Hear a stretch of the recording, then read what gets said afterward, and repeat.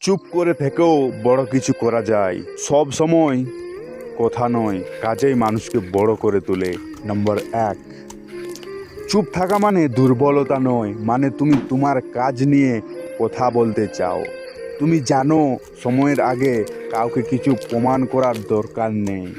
নম্বর 2, যারা বেশি কথা বলে তারা শুধু সময় নষ্ট করে, আর যারা চুপচাপ থাকে তারা সময়কে কাজে লাগায়। তাদের পরিশ্রম একদিন এমন শব্দ করবে যা গোটা দুনিয়া শুনবে। নম্বর 3, তাই নিজেকে নিয়ে ব্যস্ত থাকো, কথা নয় কাজ করো। চুপচাপ থেকেও এমনভাবে পরিশ্রম করো যেন একদিন সবাই তোমাকে দেখে থেমে যায়।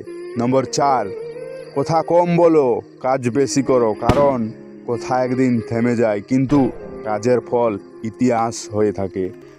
চুপ থেকো কিন্তু এমন কিছু করো যাতে তোমার নীরবতাই দুনিয়ায় করতালির কারণ হয়।